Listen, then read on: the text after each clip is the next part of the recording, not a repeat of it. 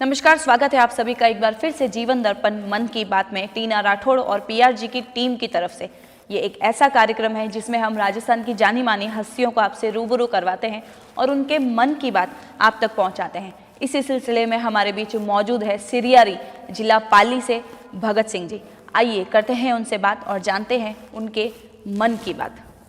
Sir, आपका PRG studio में स्वागत है। Thank you madam.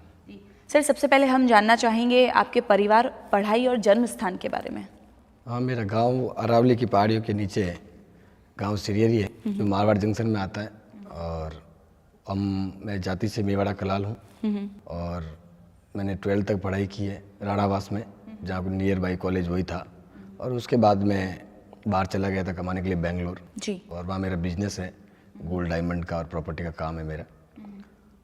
ये मेरा पैसा है बस। जी, तो सर आपका जो बिजनेस है डायमंड गोल्ड का, सिर्फ वहीं बैंगलोर में है या राजस्थान में भी? बम्बई से और कलकत्ता से और जयपुर से माल आता है और बैंगलोर में शोरूम में सप्लाई होता है मेरा।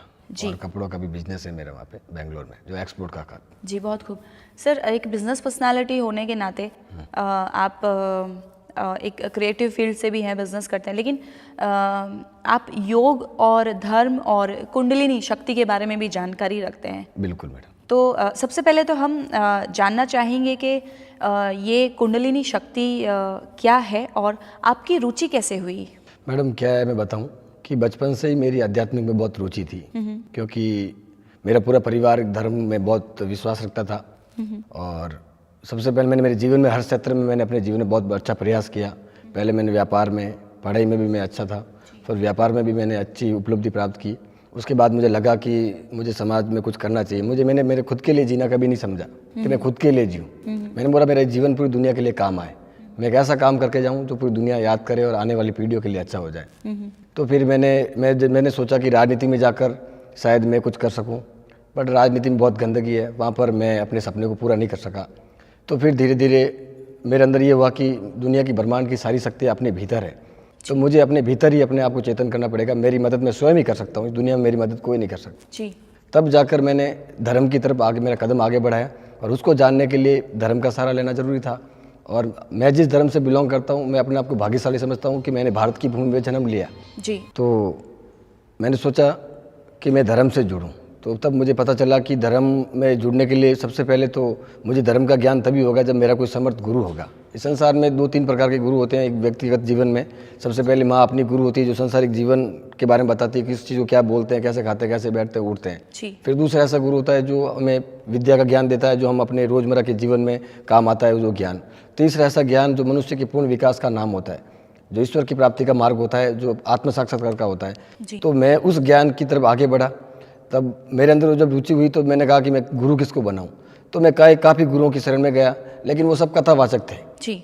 वो सिर्फ कथा जो उन्होंने किताबों में पढ़ा और दुनिया को ज्ञान दे रहे हैं और करोड़ों रुपए लोगों से लूट रहे हैं, तो मेरे को समझ में नहीं आया। मेरे बोला ये मेरे गुरु बनने के लायक नहीं है। जी। मुझे एक ऐसा गुरु चाहिए जो मेरी चेतना को जागृत कर दे, मैं कौन हूँ मेरा परिचय करवा दे। अब ज्ञान तो दुनिया में इतना है कि मैं सुनते ही जाऊँ और खत्म कभी होगा नहीं, उस ज्ञान से कुछ होने वाला नहीं है। मेरे भीतर प्रकट होना चाहिए वो ज्ञान।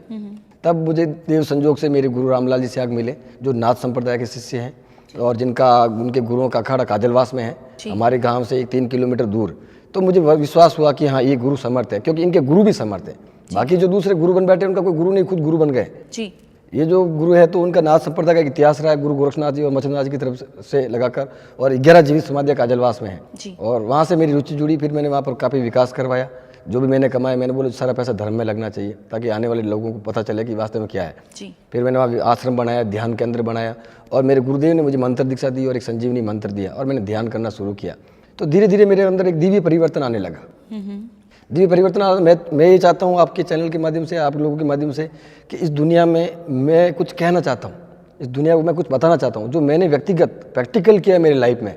और वास्तव में ईश्वर क्या है, ये ताकत क्या है, शक्ति क्या है, जो पूरी दुनिया जाननी चाहती है। ये कल्पना का विषय बन गया दुनिया में। धर्म प्राय लोप हो चुका है। भारत का धर्म कहाँ पहुंचा था और कहाँ आके खत्म हो गया। मैं दुनिया को बताना चाहता हूँ कि भारत का धर्म कभी खत्म नहीं हो सकता। आपदाई लोगों ने, मुसलमानों ने और अंग्रेजों ने भारत की भूमि पर आक्रमण किया और हमारे धर्म ग्रंथों को नष्ट कर दिया, और वो ज्ञान दुर्भाग्यवश हमारे तक नहीं पहुँच पाया, और दुनिया के आज अंदर इतना आतंक फैल गया। तो मैं ये चाहता हूँ कि धर्म लोप नहीं हुआ, एक काल उतान और पतन प्रकृति का नियम है। काल चक्र जो चलता है ना, तो उतार पड़ता, तो हमारे हिंदू धर्म के पतन का काल चल रहा था, सनातन धर्म के पतन का काल चल रहा था, तो उसमें हमारे धर्म का पतन हुआ, लेकिन वापस अब उत्थान होने का समय आ गया। इसके बारे में कई संसार के कई विद्वानों ने और कई भविष्यवक्ताओं ने कहा है कि भारत का धर्म उठेगा और भारत वापस दुनिया में उठेगा और भारत वापस सोने की चिड़िया कहलाएगी, क्योंकि भारत के पास वो ज्ञान है जो संसार में किसी के पास नहीं है। जी। तो मैं बोला कि ये काम मैं क्यों ना करूं। स्वामी विवेकानंद ने किया, महर्षि अरविंद ने किया, तो मुझे भी कुछ ना कुछ इसमें करना चाहिए। तो मैं आगे ध्यान करते करते मुझे जो ज्ञान हुआ, जो मैं आपके सामने रखूंगा। आपने मुझे पूछा कि योग क्या है, तो मैं आज आपकी बात, सबसे बड़ी बात जो आपने बताई है कि योग क्या है।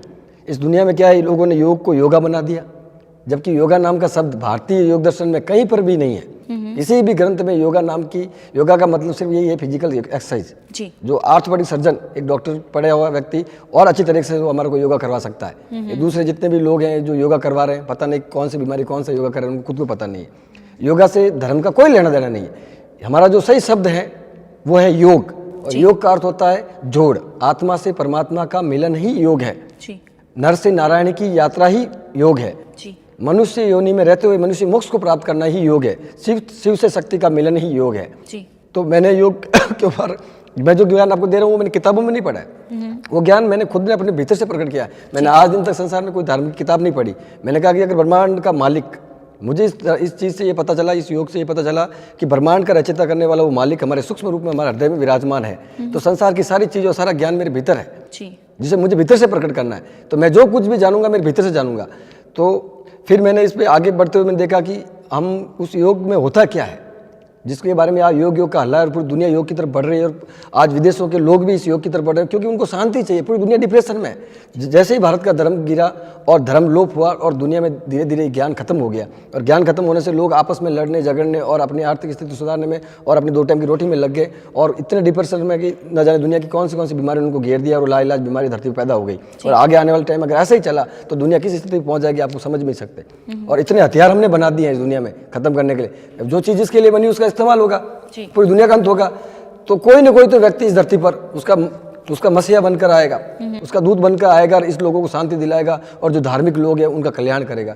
तो फिर मैंने जब योग में जाना कि वास्तव में योग क्या है, तो हमारे ऋषियों ने भी इसके बारे में काफ़ी कुछ लिखा था, जो आपको नहीं पहुंचा। मैं आपको प्रैक्टिकल किया, इसलिए मैं आपको बता रहा हूँ कि कुंडलिनी शक्ति होती है हमारे योग में। जो कोई अगर समर्थ गुरु अपने शिष्य को बीज मंत्र 4 तरीके से, गुरु अपने समर्थ गुरु बहुत है, समर्थ होना चाहिए, जो अपने शिष्य को 4 तरीके से दीक्षित करता है: स्पर्श, दृष्टि, संकल्प और मंत्र। अगर गुरु समर्थ होता है तो किसी के सिर पे हाथ रख दे तो पूरे ब्रह्मांड की यात्रा करवा दे, वो इतना चेतन होता है। दूसरा, अगर वो मंत्र दे दे, संजीवनी मंत्र, कि तुझे ये जपना है, तो तेरे कर्म भी कटेंगे और तू इस आध्यात्मिकता में आगे भी बढ़ेगा। दृष्टि, अगर किसी गुरु की दूर से दृष्टि पड़ जाए किसी व्यक्ति के ऊपर, किसी गरीब के ऊपर भी पड़ जाए, और गुरु की दृष्टि पड़ गई कि हाँ वो भक्त मुझे भीतर से पुकार रहा है, उसको दर्द है, तड़प है, तो उसी दिन वो दीक्षित हो जाता है। और एक संकल्प, आप दुनिया के किसी कोने में बैठे हो, अमेरिका में बैठे हो और मेरे गुरु रामलाल जी से आप जोधपुर में बैठे हैं, अब तो उनका स्वर्गवास हो गए, तो अगर वो बैठे हैं, लेकिन वो अजर अमर है। गुरु शरीर नहीं होता, गुरु ओमनी प्रेजेंट है, सर्वव्याप्त होता है। ठीक है ना। तो वो आप दुनिया में किसी कोने में बैठे और उनको याद करोगे और आंख बंद कर उनको याद करोगे तो गुरु प्रकट हो जाएगा आपके भीतर। बस उसको याद, 4 तरीके से दीक्षित होता है शिष्य। तो मुझे मंत्र द्वारा दीक्षा मिली और मैंने वो ध्यान किया तो मैंने पाया कि हमारी रीढ़ की हड्डी के जस्ट नीचे वाले भाग में हमारे ऋषियों ने अपने शरीर को 6 चक्रों में बांटा है। सबसे नीचे मूलाधार, रीढ़ की हड्डी के जस्ट नीचे वाले भाग में, फिर स्वादिष्ठान, फिर मणिपुर, फिर अनाहत, हृदय चक्र, विशुद्धा और आज्ञा चक्र, ये गुरु का स्थान है जी। तो 6 चक्रों में कबीरदास जी ने भी बताया, इनके बारे में विस्तृत बताया और कई ऋषियों ने इसके बारे में बताया था। तो 6 चक्रों में हमारे शरीर को हमारे ऋषियों ने बांटा। तो वो रीढ़ की हड्डी के जस्ट नीचे वाले भाग में कुंडलिनी शक्ति विराजमान है। अब मैं आपको बता दूं कुंडलिनी शक्ति क्या है। पूरी दुनिया में हल्ला है कुंडलिनी शक्ति, पूरी दुनिया जाना चाहती है। अमेरिका से वैज्ञानिक भारत की तरफ आ रहे हैं और बोल रहे हैं कि ये कुंडलिनी शक्ति क्या है, और भारत के लोगों ने और भारत के ऋषियों ने ये ज्ञान पहले ही प्रकट कर दिया और ये चमत्कार क्या है। तो मैं आपको बताऊं कि कुंडलिनी शक्ति क्या है, दुनिया में कोई भी व्यक्ति नहीं बता सकता, क्योंकि उनकी जागृति नहीं हुई है। तो क्या बताएगा, मेरी जागृत हुई है, इसलिए मैं आपको बता रहा हूँ कि कुंडलिनी शक्ति क्या है। शिव के बिना पार्वता आदि और पार्वता के बिना शिव आधा, शक्ति के बिना शिव आधा, शिव के बिना शक्ति आदि। तो अगर हमारे शरीर में ब्रह्मांड का मालिक है तो वो पार्वता भी, वो शक्ति भी हमारे भीतर ही होगी। तो जैसे ही हमारा जन्म हुआ तो वो शक्ति कुंडलिनी के रूप में, एक नागिन के रूप में, अपने मुंह को अपनी पूंछ में दबाए हुए अपने रीढ़ की हड्डी के जस्ट नीचे वाले भाग में सुसुप्त अवस्था में, डॉर्मेंट पोजीशन में, सोई अवस्था में सो जाती है। और वो शिव जो हमारे जो है वो यहाँ पर, इसको कहते हैं सहस्रार, जो अपने शेष कमल से यहाँ पर सोया रहता है। अगर कोई समर्थ गुरु मिल जाए तो वो शक्ति चेतन होती है, उसकी आवाज़ से, उसके मंत्र से, उस दृष्टि से, उस संकल्प से जी। वो शक्ति चेतन होती है और 6 चक्रों का भेदन करते हैं। उसमें 3 बंद लगते हैं, उड़ियान बंद, जालंधर बंद और 3 बंद लगते हैं। और वो शक्ति चेतन होकर इस यहाँ पर 3 नाड़ियाँ हैं। दुनिया में लोग कहते हैं ना कि गंगा जमुना सरस्वती में अगर हम जाकर स्नान कर लेंगे तो हमारे पाप धुल जाएंगे। अगर हमने किसी से पैसे उधार लिए, उनको नहीं देंगे तो कैसे पल जाएंगे। किसी ने हमें थप्पड़ मारा, उसका दर्द हमसे।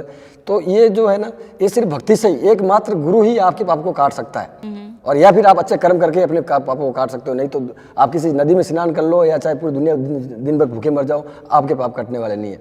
तो ये जो मार्ग है ना, तो वो शक्ति चेतन होती है उस गुरु की कृपा से।